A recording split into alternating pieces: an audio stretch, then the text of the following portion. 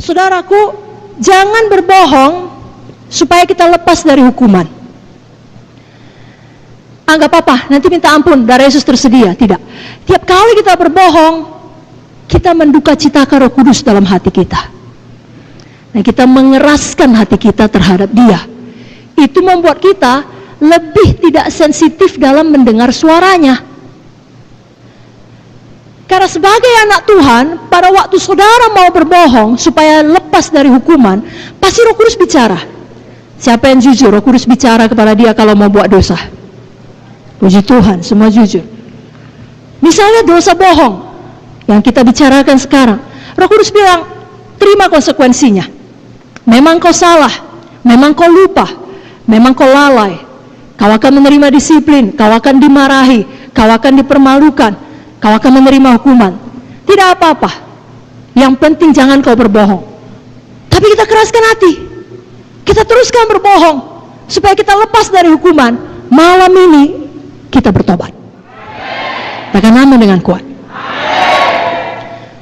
Adalah lebih penting kita tidak membuat Roh Kudus berduka cita, karena Dialah asal semuanya.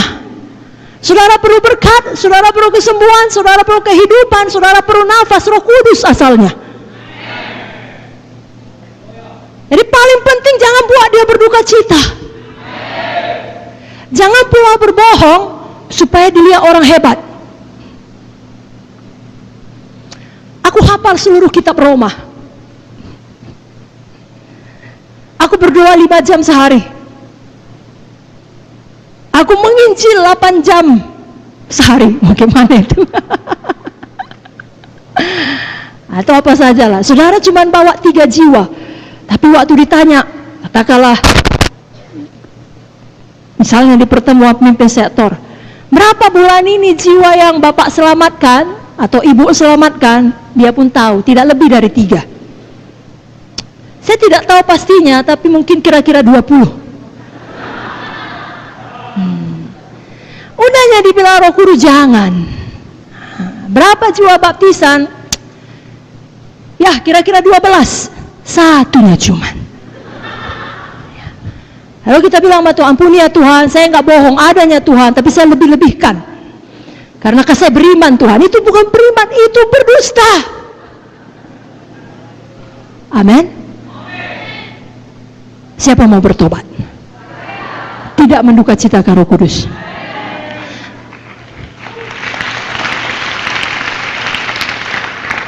Jadi jangan berbohong supaya lepas dari hukuman. Jangan pula berbohong supaya kita dipikir lebih hebat dari yang sebenarnya. Tapi ada satu bohong yang lebih parah dari kedua ini. Walau semua dosa sama saja di hadapan Tuhan, tidak bisa satu dosa pun masuk ke sorga. Tetapi di dunia ini, kalau bohong yang berikut ini dilakukan, itu hati sangat-sangat jahat. Bohong yang bagaimana? Yakni saudara berbohong mengenai sesuatu hal atau seseorang yang mengakibatkan perpecahan sesama anggota. Saudara baca tadi ayatnya kan? Ia mengakibatkan perpecahan sesama tubuh Kristus, sesama saudara. Dan ini diulangi lagi dari buku Amsal. Mari kita buka Amsal 6. Sama-sama kita buka Alkitab kita. Dari Amsal 6 ayat 16 sampai 19.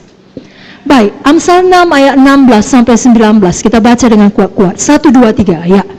6 perkara ini yang dibenci Tuhan, bahkan 7 perkara yang menjadi kekejian bagi hatinya: mata sombong, lidah dusta, tangan yang menumpahkan darah orang tak bersalah, hati yang membuat rencana-rencana yang jahat, kaki yang segera lari menuju kejahatan, seorang saksi dusta yang menyembur-nyemburkan kebohongan, dan yang menimbulkan pertengkaran saudara.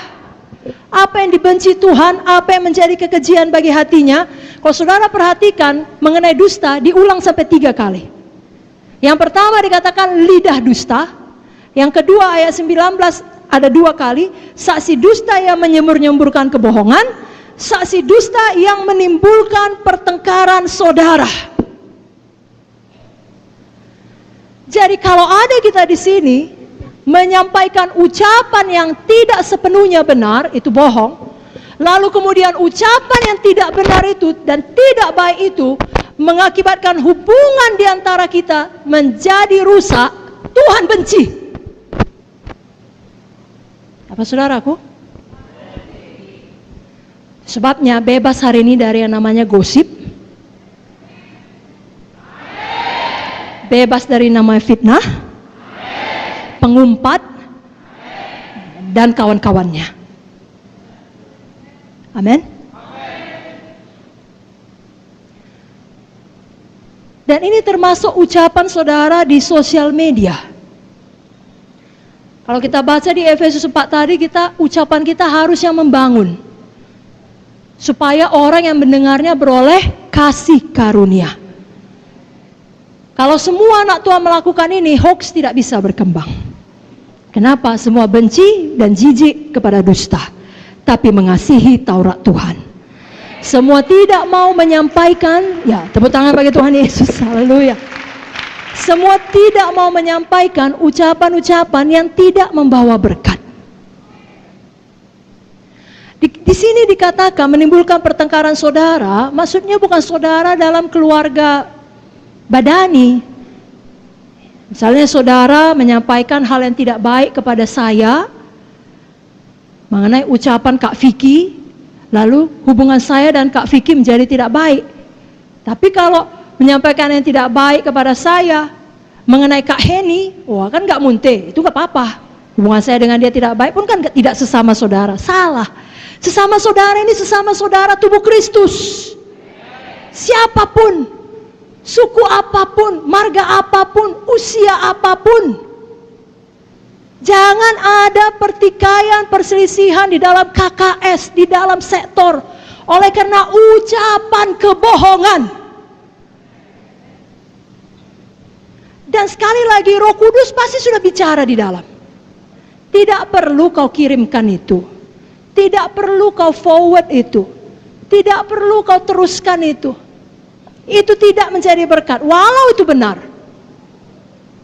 Alkitab juga berkata, pikirkan perkara yang benar, mulia, adil, suci, manis, sedap didengar, patut dipuji, disebut kebajikan. Jadi tidak cukup benar saja. Kalau orang yang mendengarnya tidak beroleh kasih karunia, saudara hentikan.